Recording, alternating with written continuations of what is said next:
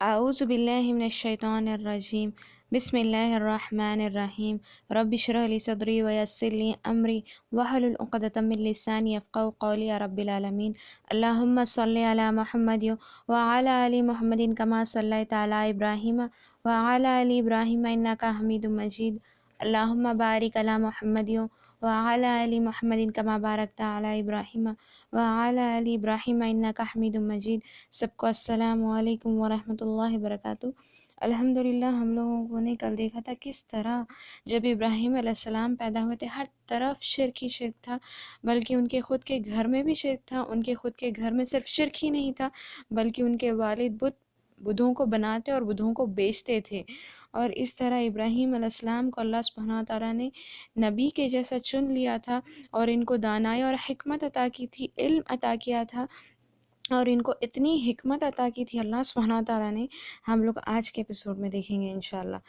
تو ابراہیم علیہ السلام ہر طرف لوگوں کو دین کی دعوت دینے لگتے ہیں، سب کو دین کی طرف بلانے لگتے ہیں، تو لوگ اور ان کے والد کوئی نہیں مانتے ان کی بات۔ تو ایک دن یہ ہوتا ہے کہ لوگ سب بدھوں کی جب وہ لوگ عبادت کرتے تھے تو وہ لوگ گاؤں کے باہر جاتے تھے، کچھ قربانیاں کرتے تھے، کھیلتے کودتے ناچتے تھے، اور وہاں پر وہ لوگ بدھوں کی عبادت کرتے تھے۔ اس طرح وہ لوگ کیا کرتے تھے۔ تو جب وہ لوگ گاؤں سے باہر جانے لگتے ہیں تو وہ لوگ ابراہیم علیہ السلام کو بلاتے ہیں، کیا تم ہمارے ساتھ نہیں چلو گے؟ تو ابراہیم علیہ السلام کہتے کہ میری حالت خراب ہو چکی ہے، یعنی کہ اس کو توریہ کہتے ہیں۔ توریہ مطلب وہ جھوٹ نہیں ہوتا وہ، لیکن وہ الگ معنی میں کہا جاتا ہے اور الگ معنی میں لیا جاتا ہے۔ جیسے کہ ابراہیم علیہ السلام نے اپنی زندگی میں 3 طرح کا توریہ کیا ہے۔ یہ پہلا تھا کہ وہ کہتے ہیں کہ میری حالت خراب ہے، یعنی کہ ان کا کہنے کا مطلب یہ تھا کہ میری حالت خراب ہو چکی ہے، میں تنگ آ چکا ہوں تم لوگوں کو سمجھاتے سمجھاتے کہ میں بدھوں کی عبادت نہیں کروں گا کہہ کر، مطلب انہوں نے ابھی وہ سینٹنس کمپلیٹ نہیں کیا تھا۔ یہ توریہ ہے، یہ جھوٹ نہیں ہوتا۔ تو اس طرح ابراہیم علیہ السلام وہ لوگوں کو کہتے ہیں کہ میری حالت خراب ہے تو تم لوگ جاؤ، تو میری حالت خراب ہے، تو وہ لوگ چلے جاتے ہیں ابراہیم علیہ السلام کو چھوڑ کر۔ جب وہ چلے جاتے ہیں تو ابراہیم علیہ السلام سارے بت رکھ کر ہوتے ہیں ایک جگہ پر، اور ان میں سے سب سے بڑا بت جو بیچ میں ہوتا ہے، تو وہ لوگ کیا کرتے ہیں، ابراہیم علیہ السلام جاتے ہیں ان کے پاس اور پوچھتے ہیں کہ تم مجھ سے بات کیوں نہیں کرتے؟ مجھ سے بات کرو، بات کیوں نہیں کرتے؟ تم لوگ کیا کرتے ہو؟ تم ہم سے بات کیوں نہیں کرتے کہہ کر ابراہیم علیہ السلام ایسے ہی بات کرنے کی کوشش کرتے ہیں بدھوں سے، حالانکہ وہ تو نیچرل ہے کہ وہ پتھر ہے، وہ پتھر تھوڑی بات کر سکتا ہے۔ تو وہ ابراہیم علیہ السلام وہ بدھوں کو، وہ معبودوں کو ان کے بات کرنے کی کوشش کرتے کہ تم مجھ سے بات کیوں نہیں کرتے، مجھ سے بات کرو، مجھے تم سے بات کرنا ہے کہہ کر، اور وہ کلہاڑی لاتے ہیں اور ایک ایک کر کے تمام بدھوں کو، یعنی کہ تمام وہ بدھوں کو پھوڑنے لگتے ہیں، اور جب پھوڑتے ہیں تب بھی بولتے ہیں کہ تم اپنے آپ کو کیوں نہیں بچا رہے ہو، تم اپنے آپ کو کیا بچا نہیں سکتے کہہ کر ابراہیم علیہ السلام ایک ایک کر کر سب کو پھوڑتے ہیں، توڑ دیتے ہیں، اور سب میں جو بڑا والا بت تھا اس کو نہیں پھوڑتے، اس کے گلے کے پاس وہ کلہاڑی لے کر جا کر رکھتے ہیں۔ تب سب لوگ واپس آتے ہیں، گاؤں والے وہ دیکھتے ہیں یہ کیا ہو گیا ہمارے بدھوں کے ساتھ کہہ کر، اور ان میں سے ایک شخص کہتا ہے کہ ہم لوگوں نے وہ ایک لڑکا تھا ابراہیم، اس کو کہتے ہوئے سنا تھا، وہ ہمیشہ ہمارے بدھوں کے بارے میں کہتا تھا، تو شاید اسی نے یہ کام کیا ہوگا، تو اس کو بلاؤ۔ تو ان کو بلایا جاتا ہے ابراہیم علیہ السلام کو، تو پوچھا جاتا ہے کیا تم نے ہمارے معبودوں کے ساتھ، بدھوں کے ساتھ یہ کیا ہے؟ تو ابراہیم علیہ السلام کی حکمت دیکھیے، اللہ نے ان کو بہت حکمت دی تھی۔ وہ کہتے ہیں اچھا یہ سب سے جو بڑا والا بت ہے شاید وہ دیکھا ہوگا، اس کو پوچھو، اس کو پتا ہوگا کیونکہ وہ یہی تھا نا، اس نے دیکھا ہوگا یہ کس نے کیا ہوگا، اس کو پوچھو کہہ کر وہ کہتے ہیں، یعنی کہ اس کے ہاتھ میں، اس کے پاس کلہاڑی ہے نا، شاید اس نے مارا ہوگا، اس کو پوچھو شاید اس نے کیا ہوگا، وہ سنتا ہے نا۔ پھر یہ معبودوں کو جب مارا جا رہا تھا تو پھر یہ اپنے آپ کو کیوں نہیں بچا پائے، اور یہ تمہیں کیسے بچا سکتے ہیں کہہ کر ابراہیم علیہ السلام سوال پہ سوال کرنے لگتے ہیں۔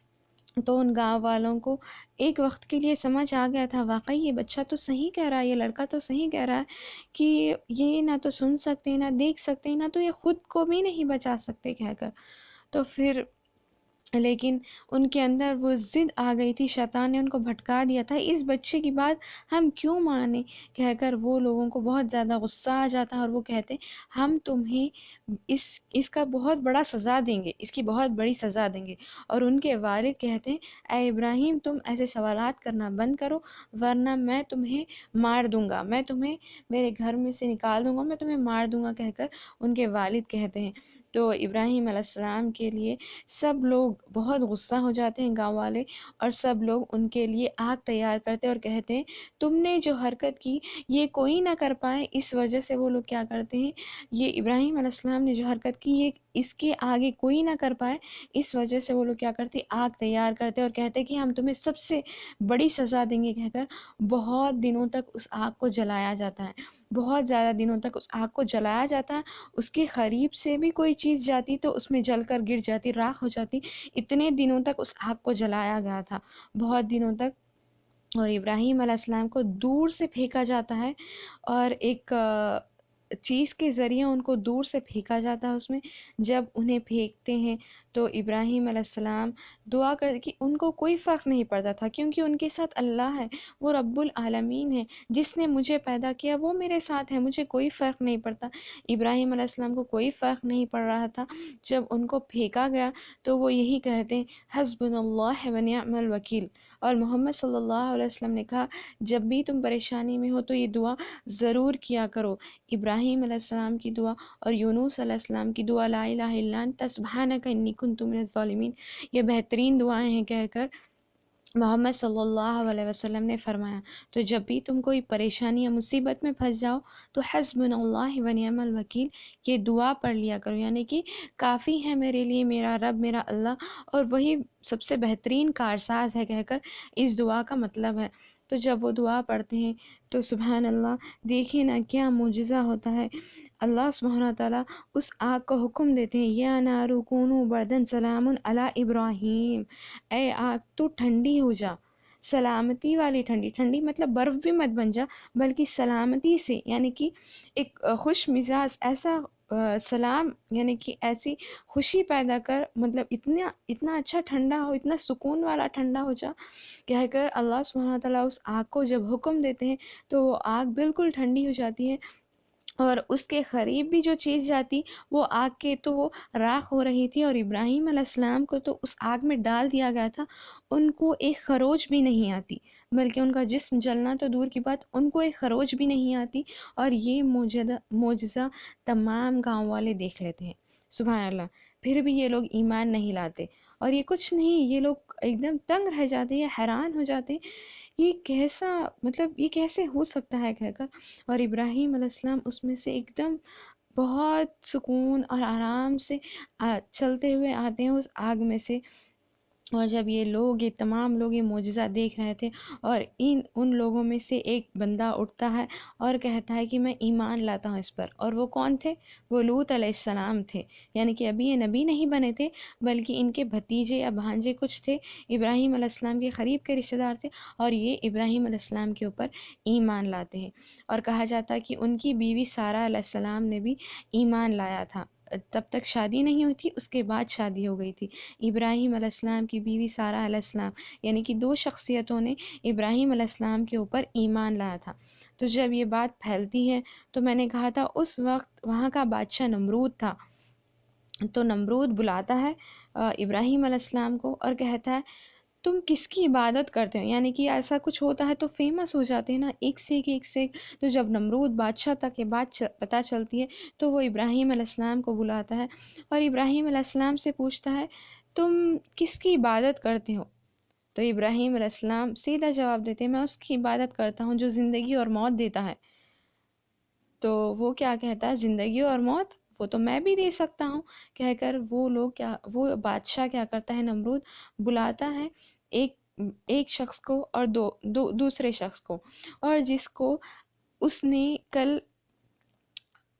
موت کا حکم دے دیا تھا، اس کو کہتا ہے کہ اس کو رہا کر دو، دیکھو میں نے اس کو زندگی دے دی، اور اس شخص کو قتل کر دو، دیکھو میں نے اس کو موت دے دی، اس کو میں نے رہا کر کر اس کو زندگی دے دی، اس کو کل موت تھی، اس کو میں نے رہا کر دیا اور اس کو زندگی دے دی، اور اس کو میں نے موت دے دی۔ زندگی اور موت تو میں بھی دیتا ہوں۔ اس زمانے میں صرف بدھوں کی ہی نہیں، پتھروں کی نہیں، بلکہ انسانوں کی بھی پرستش کرتے تھے، یعنی کہ بادشاہوں کو خدا مانتے تھے، تو وہ اپنے آپ کو خدا کہتا تھا۔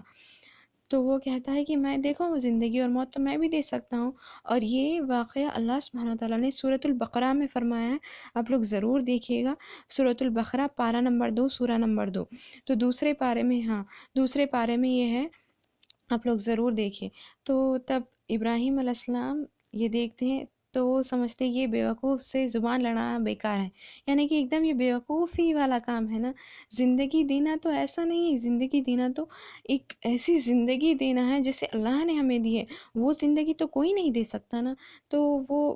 سوچتے ہیں اس بیوقوف سے اس بارے میں بولنا بالکل بیکار ہے، تو وہ کیا کرتے ہیں دوسرے طرف سے، یعنی کہ جب بھی آپ دین کے بارے میں کوئی بات کرتے ہیں، یعنی کہ کبھی بحث میں پڑ جاتے ہیں، تو جب وہ نہیں سمجھ رہا تو اس کو دوسرے طرف سے آئیں۔ تو ابراہیم علیہ السلام کیا کرتے ہیں، یہ بیوقوف نہیں سمجھے گا کہہ کر دوسرے طرف سے اٹیک کرتے ہیں، یعنی کہ دوسرے طرف سے، اور کہتے ہیں میرا رب وہ ہے جو سورج کو مشرق سے نکالتا ہے، تم مغرب سے نکال دو، میں تمہاری عبادت کروں گا۔ یعنی کہ میرا رب وہ ہے سورج کو مشرق سے نکالتا ہے، تم مغرب سے نکالو۔ تو فبہت الذی، وہ تھکا پھکا رہ گیا۔ اور اللہ سبحانہ تعالیٰ نے فرمایا واللہ لا یہدی القوم الظالمین، اور اللہ ہدایت نہیں دیتا ظالم قوم کو۔ جو ظلم کرتے ہیں نا، اور جو شرک ہے وہ ظلم عظیم، سب سے بڑا عظیم ظلم ہے، بہت بڑا ظلم ہے شرک۔ یعنی کہ ظلم کا مطلب کیا ہے، کسی چیز کو اس کے حق سے محروم کر دینا۔ اس کے حق سے جب محروم کرتے ہیں، جس چیز کو جہاں پر رکھنی تھی، جس کا جو حق تھی، اس کو محروم کر دینا۔ جو اللہ کا حق ہے عبادت کا، جو ہمیں کھلاتا پلاتا ہے، جو ہمیں زندگی دیتا ہے، ہر روز ہمیں اٹھاتا ہے، جس کی عبادت کرنی چاہیے، اس کا حق ہے، اور اس کے حق سے ہم اس کو محروم کرتے ہیں، یعنی کہ ہم اس کو اس کا حق نہیں دیتے، تو یہ سب سے بڑا ظلم ہے۔ تو یہ ظلم ہے، تو اللہ سبحانہ تعالیٰ کہہ رہے ہیں ظالموں کو اللہ ہدایت نہیں دیتا کہہ کر۔ تو یہ سمجھنا ہی نہیں چاہ رہا تھا، یہ تھکا پھکا رہ جاتا ہے، اور ابراہیم علیہ السلام وہاں سے نکل جاتے ہیں۔ یہ اس کے پاس کوئی جواب نہیں تھا۔ دیکھیے ابراہیم علیہ السلام کی حکمت، کیسے کیسے اللہ نے ان کو دانائی اور حکمت عطا کی۔ وہ جب گاؤں والوں کو کہتے ہیں تو گاؤں والے بھی سمجھ جاتے ہیں، لیکن پھر بھی ضد میں آ جاتے ہیں، اور جب یہ بادشاہ کو کہتے ہیں، وہ بادشاہ بھی تھکا پھکا رہ جاتا ہے، اس کے پاس کوئی جواب نہیں ہوتا۔ سبحان اللہ۔